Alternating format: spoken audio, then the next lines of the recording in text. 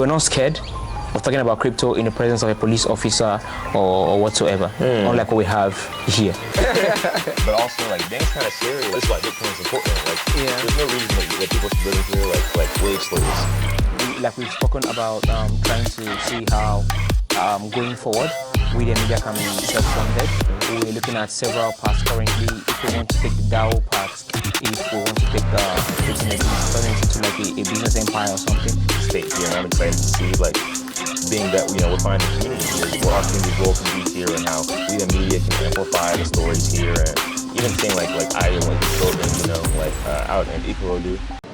What's up, everybody? I'm Maceo. Welcome to another episode of We Them Niggas. And this past summer, I traveled to Africa for the first time, specifically to Lagos and Abuja, Nigeria. This journey was all about connecting with the incredible members of our We Them media community and deepening our partnership with Creative Alchemy, a community deeply aligned with our mission to bring artists, Nigerian communities, and African communities broadly on chain.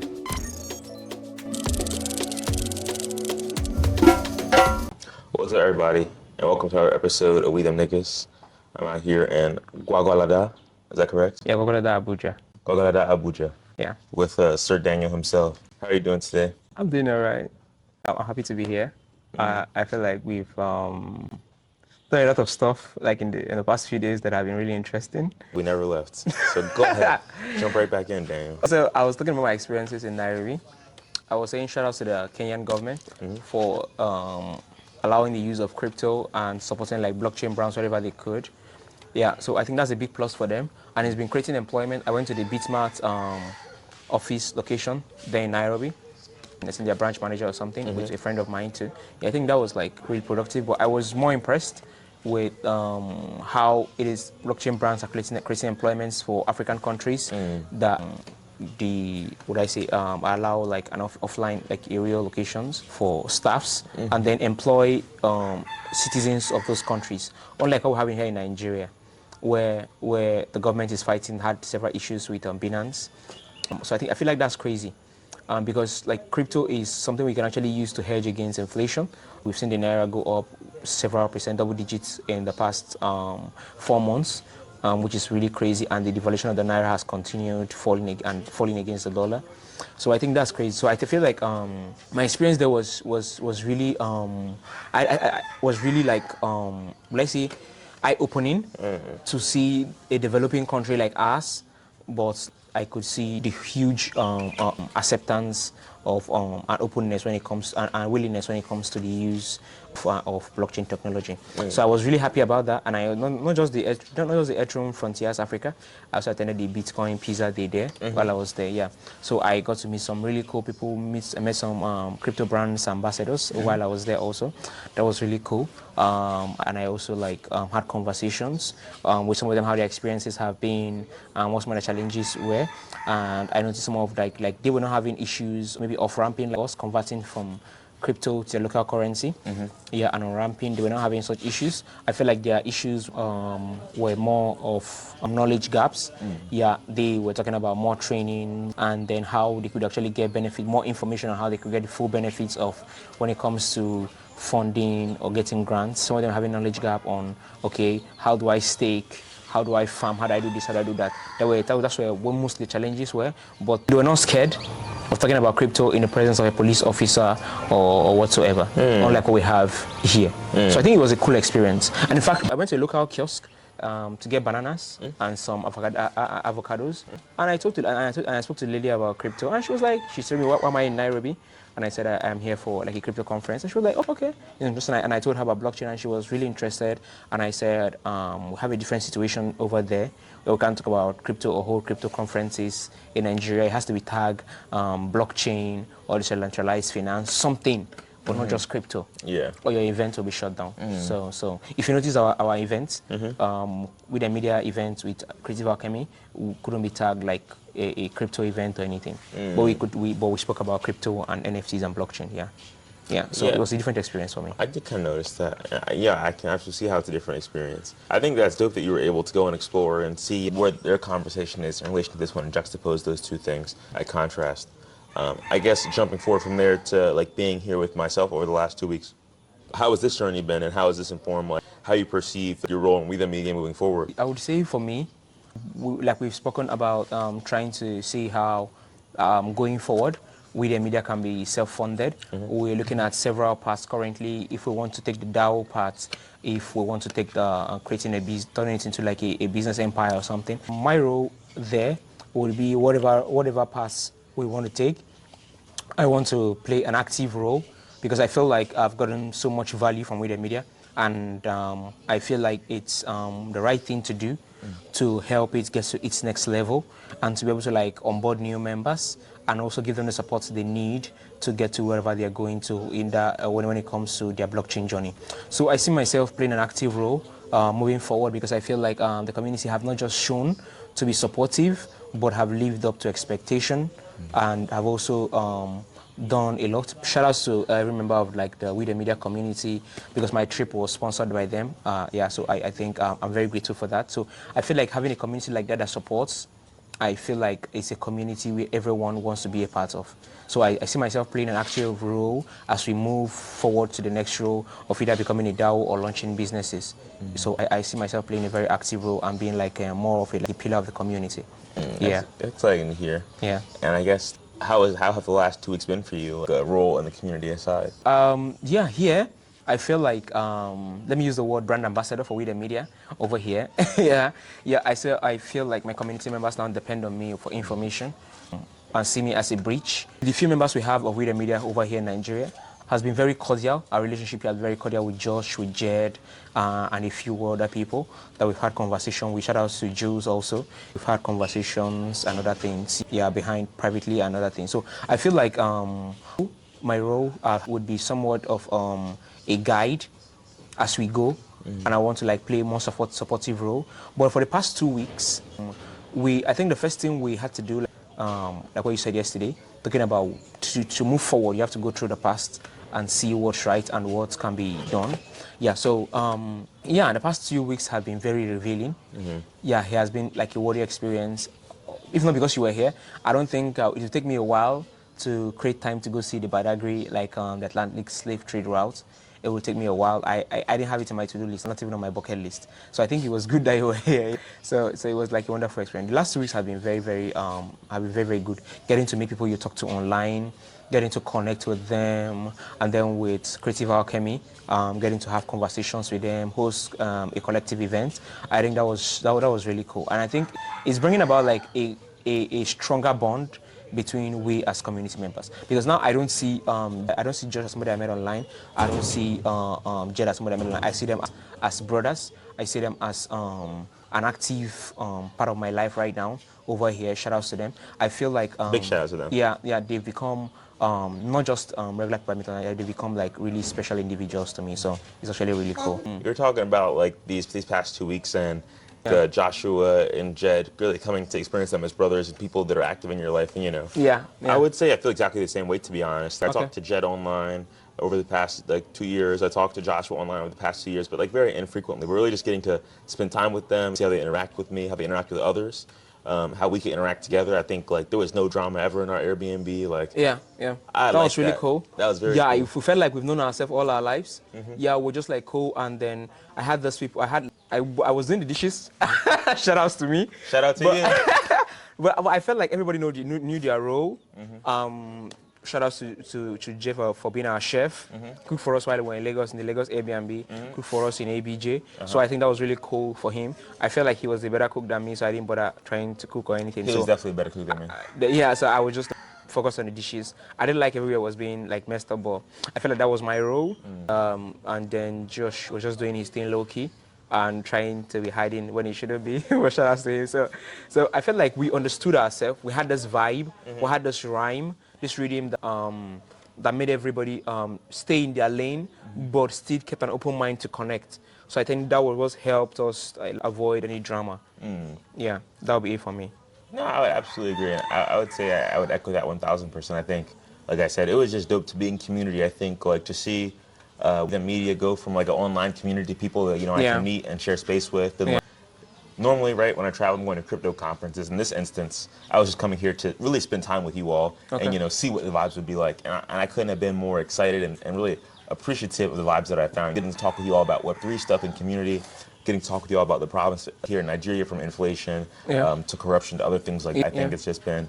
And then you experienced the road firsthand for yourself. You mean on the road? Yeah, The I road. mean, the lack of good road was definitely surprising, but I think it was also really fascinating to see, how many people in this country are living without like the kind of infrastructure I take for granted at home in America. You know, like people living in open air spaces, no electricity whatsoever, not in walking distance at all, but like lots and lots of greenery, and like that's cool. But there's a give and take there, which I think is, in some way, I think tragic, and I think in other ways, I think it's nice that there's an opportunity to maybe have less. I think America is like very far from like life here because there's so much greenery here.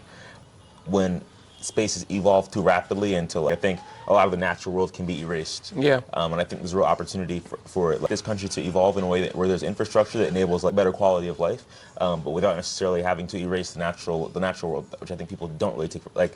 I think people really appreciate here from the conversations I've had. And I think even building on that, getting to connect with the creative alchemy community, even having that event at like the National Park and Zoo, just in an outside setting that's like so oriented towards preserving the natural world, presenting the natural world. Debatable, if that's what zoos are for, but I think it was still nice that we were in an outdoor setting that was so beautiful.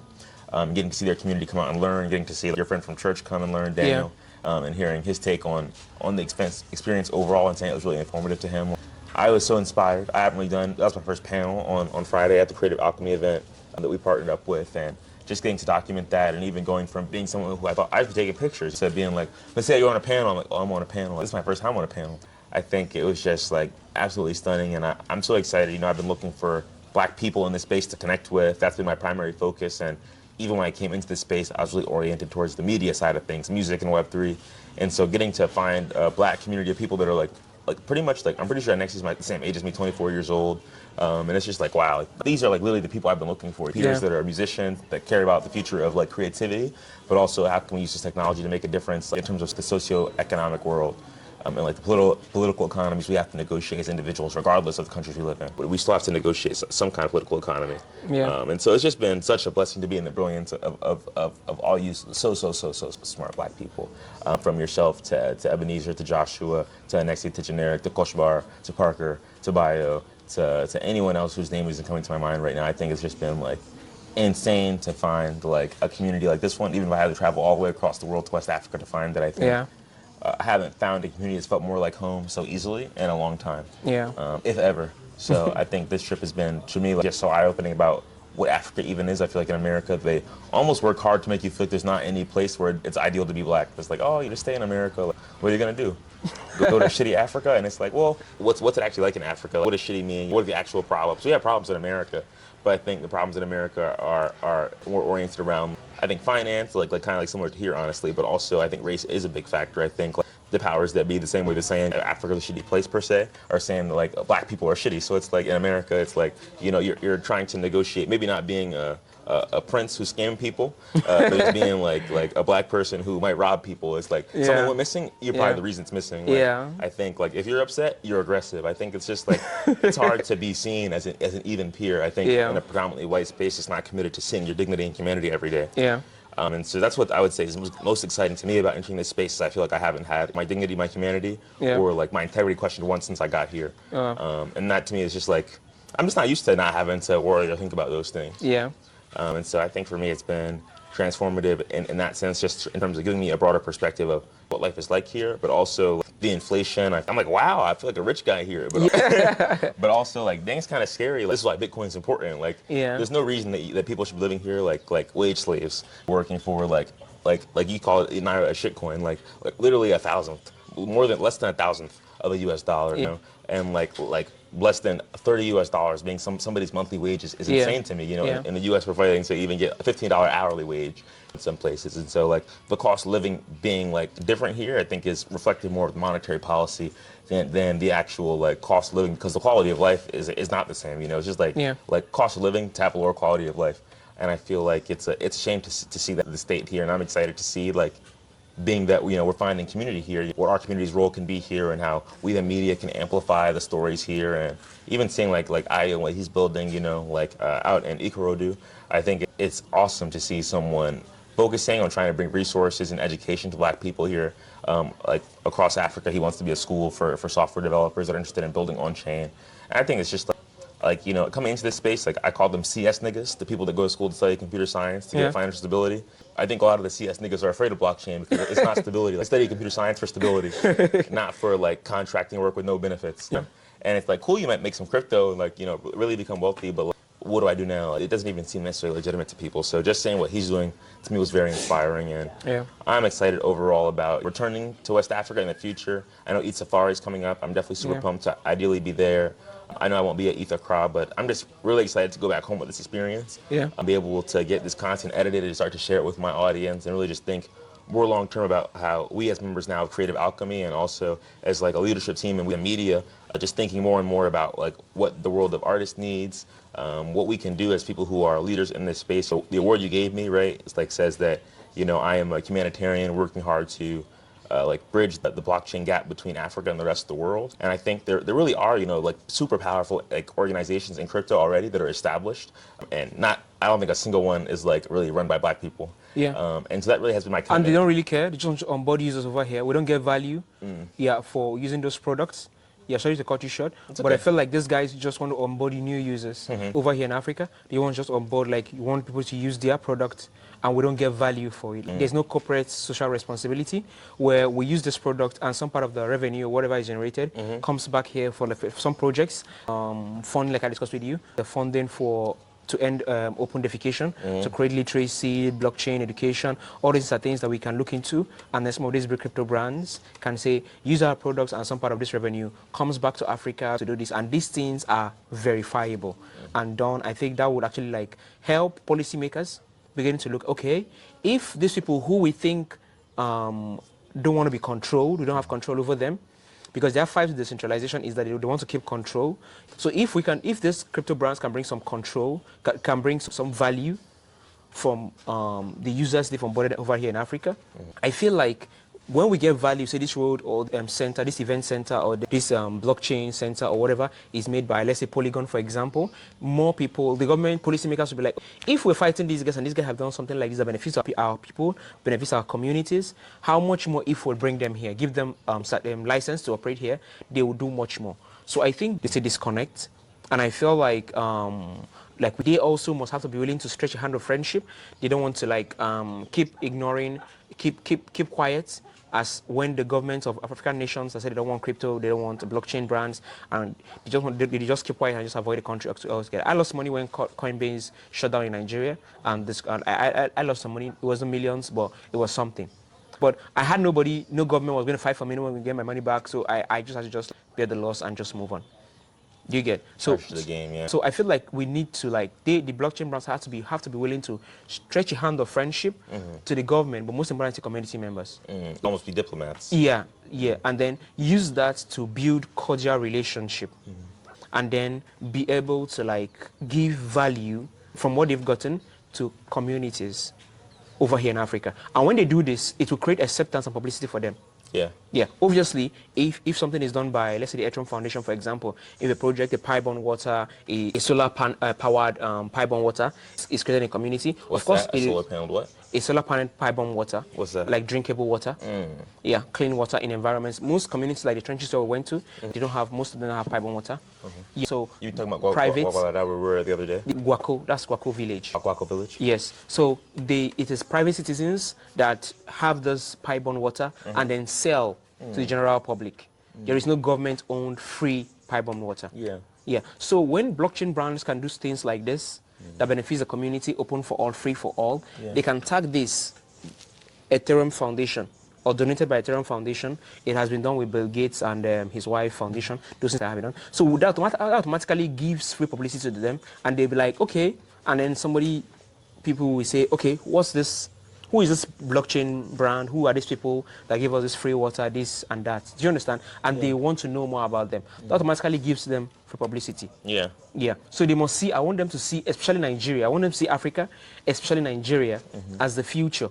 And not just the future, but as a big market that no crypto brand should ignore. Yeah. I feel like we're the giants. We're behind on so many things, but our population, like I've told you before now, makes us the China of Africa. And with our large population, I feel like if we can get the next, if the I have had so many blockchain brands and crypto seminars I've attended say they're looking for the product or the brand or whatever that will onboard the next billion users. Yeah. I think that next billion users will never happen if the Nigerian market is ignored. Yeah, it's never going to happen. Because I feel like over 300 million people, with 60% being kids and teenagers and young adults, being most of the population, I feel if the market is ignored. 60% of the population here is people under 18? Yeah. That's pretty Like, insane. yeah, not 18, like let's say on that downwards. Okay. Yeah. Yeah. So if you ignore that market, I don't think you'll be able to onboard like 1 billion users for any brand, and I can take this anywhere. Yeah, and I think it's interesting, right? Because people are already like using like here and stuff Yeah, like that. yeah, definitely. But the issue is we can't pay for goods and services with it. That's the issue. Yeah. You can't pay a car. Yeah. I was having a joke at the event at the National Parks and Zoo with a lady. I wanted to pay for something. I can't remember at this time, maybe soda or something. And then she said she would check Bitcoin. I was like, if you take Bitcoin, I want a discount. And she said, no, she doesn't take Bitcoin. I was like, why? You should. And then we laughed about it, because obviously we know it's not allowed. Yeah, in fact, you can be arrested for saying that shit out loud. Oh yeah. Yeah. They accept Bitcoin? Yeah. Yeah. They feel it's scam, or you're trying to scam people, or you just take payments in crypto from defrauded so that it cannot be tracked. Yeah. That makes sense. Yeah. I'm curious what your perspective was on the EndSARS protests and things like that were breaking out a few years ago. Yeah, I feel like the EndSARS, I was not out, unfortunately, but I see myself actively participating in the next one, which is happening on August 1st, 2024. I feel like I want to participate in that because I feel like the government have ignored the cry of people for so long, and we seem to be sleeping giants, or I would say a giant in coma or something, because we call it African giant, but I don't know where we're giant at. Like, I don't know one thing we're giant at. Exportation of agricultural produce, I don't think we're on the first 10 in Africa. Having electricity, stable electricity, I'm not sure we're on the first 5. When you talk about security and for land property, respect for respect for land and property, I don't think we're on the first 10. Yeah, so I don't know why we're giants. So I think that the government have to listen and put their needs last and that of the citizens first, because they were elected into offices. But we have crazy politicians. Recently, the Senate, the House of Reps and the senators and the representatives of the governments, the national representatives, the different counties, they slashed us recently. But I think they make up for that through constituency projects and a whole lot of other way, contracts and back channels, bribery, and a whole lot of other stuff. So they're not fooling the average Nigerian who is educated and experienced. They're fooling people who just read headlines, who are not. But I know they make most money they slashed through all means. So I think that if they want to actually, and the executive have refused to slash their salary, that's crazy. And some of those people, like including the president himself, have been in power for being a governor. Yeah, and now he's the president, and even very old. And then these are people that have been looting the country and have put the needs and under their friends, and under their cabals and godfathers, and under their party members before the needs of the country. So it is crazy that the average man cannot afford to pay a meal, but they're living in luxury. Yeah, and I don't the Kenyan taking laws into their hand. I don't support violence of any form, but I think that sometimes if you're silent for too long, you'll be taken for granted. You'll be seen to have adapted. I think one thing we as Nigerians have is that we say this in suffering and smiling. We adapt to every situation. We adapt to almost everything. If I can't make 3 square meal, I can do with 2. If I cannot afford 2, I just go with 1. Whatever goes. And I keep paying tax, both direct and indirect tax. Any form of what I call it, a stipend from the government at the end of the month. Nobody gives a fuck if you're dying or living. Nobody pay hospital bills. There's no health insurance if you're not employed by the government. No health insurance for you. No car insurance if you're not employed by the government. In fact, no car insurance whether you're employed by the government or not. Nobody cares. Then we had the security situation. They've posted a policeman to the capital just to be able to like stand against people that were protesting. Yeah, but that's. Why are they being redeployed to the capital? To ensure that the rights of the citizens are trampled upon during the protest. But what happens when Boko Haram strikes? Why are these people not redeployed to those particular locations, and then Boko Haram is squashed forever? Why is that not happening? But they have this security on alert when citizens want to protest, a very peaceful protest with just placards. So I think it's crazy. So I was not a participant of the EndSARS, but I think it's really crazy. I feel like the government have been lying to the rest of the world, saying nobody died, but people really died. Yeah. Yeah, and they ordered the shooting of people and then hide the corpse of these people that died. And there are family members, for a fact, who can attest that their relations, their sons and daughters went out to protest and never came back. Yeah. So, but the government have covered this up and lied that nobody died. These things were on video. Yeah. So, but they've lied to the rest of the world because they don't want sanctions from the US or from the UK or wherever they're getting their money from China. Yeah. I think it's crazy. It's crazy, yeah. That the government actually there's one of the musicians said some few years back. He said there is freedom of speech. There is freedom of speech, but freedom after speech is not guaranteed. You understand the irony of that, right? So you can say what you want, but after saying what you want, something can happen to you. Yeah. And then and there have been several people, so-called people mobilizing people to protest, they have been arrested even before the protest. And these people have no criminal records. So that's crazy. So we have the government not doing the right thing, but pushing their efforts to ensure the rights of citizens is trampled upon, to shut people down, shut people in the right thing. Yeah, and I think that's terrifying. And I think it also means, I think when I was talking to Jed, he was saying something that really stood out to him from your conversation with Ayodeji, Daddy Ayo, from Web3 Bridge, was like the importance of how we can start to create solutions to a lot of these problems. Yeah. You know? Yeah. And I'm curious, what would you personally like your role to be, in this country? I'll start again. I'm curious. Yeah. What you really your role to be in this country? Yeah, I think I would like to speak more. I feel like I've been silent for so long. Everybody who speaks to me know that I am not happy with what happened in the country. I talk to them about it and I just say, okay, let's do what we can with whatever we have. But I think that would not solve our problem. Yeah, I think the government have to understand that we as the people, they owe us accountability. It is our right as a people. Yeah, so I think that we as a people we want to speak up more, demand for accountability, demand for our rights, demand for freedom of speech, demand for social amenities, because these are rights. People get into power, people are voted into power. I want to get into power, they want to add more wives, they want to get new cars, they want to invest in other countries, they want to loot in. So it's crazy. And we as citizens who pay these taxes are quiet. Yeah. Left to starve. Yeah, are left to starve, are left with just crumbs. So I want to speak out more. And I want to see how I can use blockchain. I can encourage my community members to use blockchain to hedge against inflation. Yeah, I with some of the members from Creative Alchemy, and we're talking about creating a smart contract for savings, a cooperative society. I belong to a society where I save money weekly, maybe $1 or $2, but it's in Naira.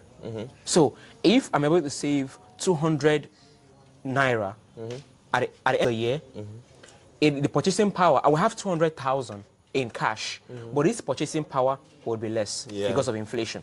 It's as good as I have 160 or 170,000. So it's crazy. You're burning money. Yeah, I'm burning money. By saving. But I'm by saving. So that defeats the purpose. Because I don't get bailouts. People that get bailouts are big companies, big brands. Yeah, to start companies or to build houses or whatever. Yeah, so it is big brands that get these bailouts or get these loans from the government. Yeah. So if me as an individual cannot get the government, I shouldn't be affected. I shouldn't be affected by their lack of intelligent policies that affects that they've refused to propose that would actually help economic growth. Yeah, I shouldn't be affected by that. I should be able to use blockchain, crypto, stable coins to hedge against that. So we're discussing that. So I want to encourage more people to save in stable tokens and maybe stake them to a little interest at the end of the year. So I want to look more into that. I also want to see how I can also use blockchain activism, holding leaders accountable to using for voting. I want to also see how I can also encourage youth and teenagers to learn blockchain technology as a means of getting out of poverty. Do what I want to do going forward. And hopefully in the long run, get funding for some social projects like the public defecation I told you about. Yeah, this is something that I think I want to do going forward. Or even things like at your church, which you mentioned to me as well. You said? Or even things like in your church community, like you mentioned to me as well. Yeah. Like trying to appeal to people regardless of cost. $10 for the first prize, 7 for the second, and then 5 for the third prize. Yeah. Then going forward, once if we offer scholarships, some of them come from very low income homes, single parent homes, and then some of them take it too far. They should be really accommodating to everyone. But some family father will say, if you go to church, if you become religious, I won't pay your fees anymore. So we want to see how we can support them and get them through schools doing all this. Yeah. Yeah. I think beautiful. I think, like, kind of going back to what you were saying about like the hedge against inflation stuff. Like, I feel like when I first started learning about Bitcoin and crypto through my friend Drew, he was explaining inflation to me, and my grandma, my whole life was always just like save money, save money, save money, save money. My mom too. I realized that he was telling me that, and I said, my grandma's just been burning money by saving money, even telling me to burn money by saving my money. And I was like, wow.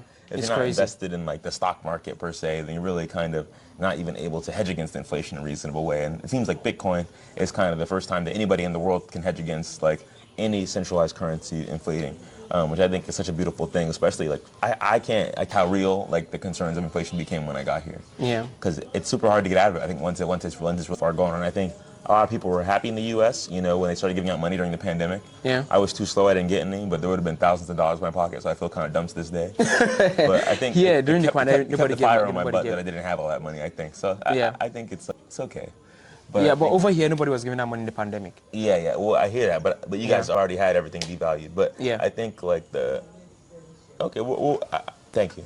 I was just going to say that, you know, like, I think it is a very real possibility. You know, I think the wealth gap in the U.S. is continuing to grow. The U.S. is already like the reserve currency for so many other countries. Yeah. And the U.S. is in debt so much. It's like a lot of drama ready to happen already around the U.S. economy and its role in the global economy. Yeah. And I think so many people are not informed enough to understand where that positions them if anything does happen. Yeah.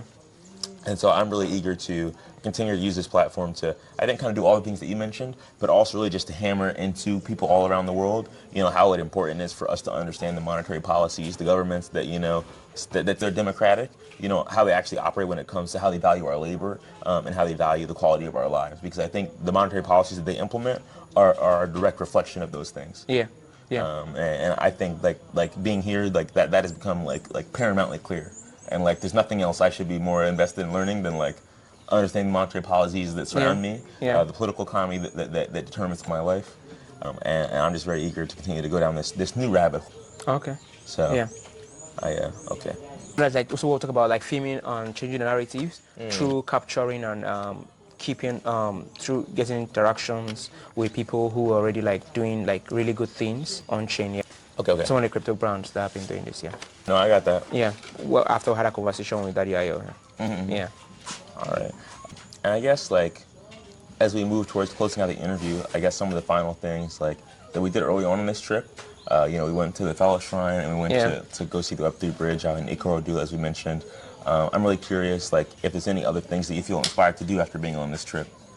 Yeah.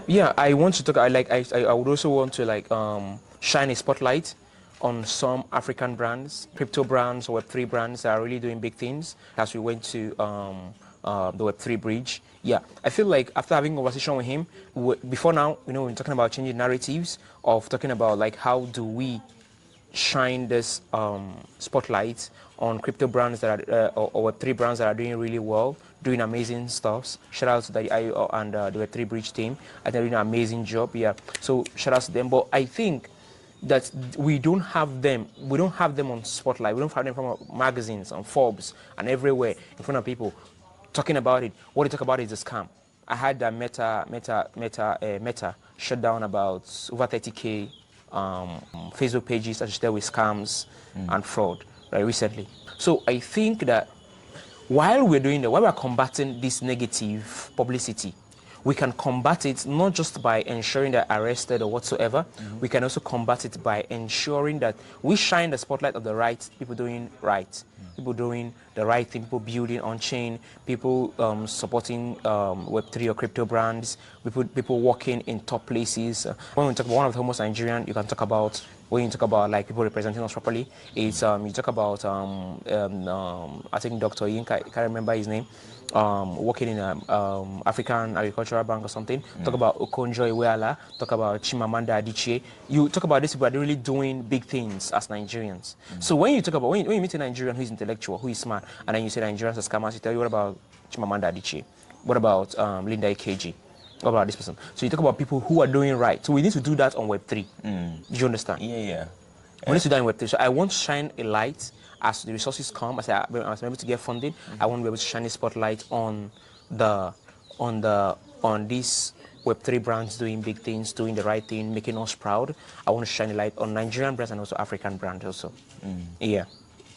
I think that's a beautiful thing. I think, highlighting where innovation is happening. Yeah. I think just as much, so the narrative is shifted, as much as so that young people can be inspired, that people here are finding resources, finding traction, doing real things to impact the quality of like lived experience people that can impact the lived experience people around them.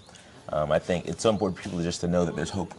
I think all the time, and this technology can be a source of that. I think it's so exciting just to know that there are people actually working to bring that to life and to preserve that. So I think those stories are so important. Yeah, I think you're right. And I've been doing that with my community on WhatsApp.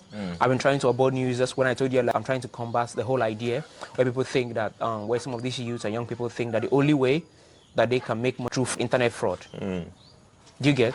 Most people feel like the only way they can actually make money is through internet fraud. So I am onboarding them, telling them that you don't have to get money. You don't have to. Once you have a phone, you can get it to Web3. You can begin to do blockchain. You can begin to mine. You can actually earn by using your digital skills to work remotely for some of these crypto and Web3 brands. You can learn blockchain development. You can learn. You can begin to mine with your phone. You can learn digital marketing. You can learn this stuff. And I'm trying to tell that okay, you can earn without having to be a fraudster. So I'm trying my only way, offering not as sophisticated as what Shifa is doing, but something similar. And I have a cohort coming up very soon, probably in August. Yeah. Nah, it's not going to be here. Shifa is on WhatsApp, nothing too fancy, just onboarding new members and teaching them the basics of blockchain and then the basics of crypto and trying to let them see that there are opportunities over here in crypto. And the good thing why I feel like crypto is better than Forex is that you can actually start even without a dime in your pocket once you have a phone in your palm. Yeah. Stop playing with him. I think you said that so effortlessly and so clearly, Yeah. I think you're so brilliant. I think you're so smart. I think what Mr. Bio said, you're a born journalist, but I think many things. I think you're a very multifaceted guy.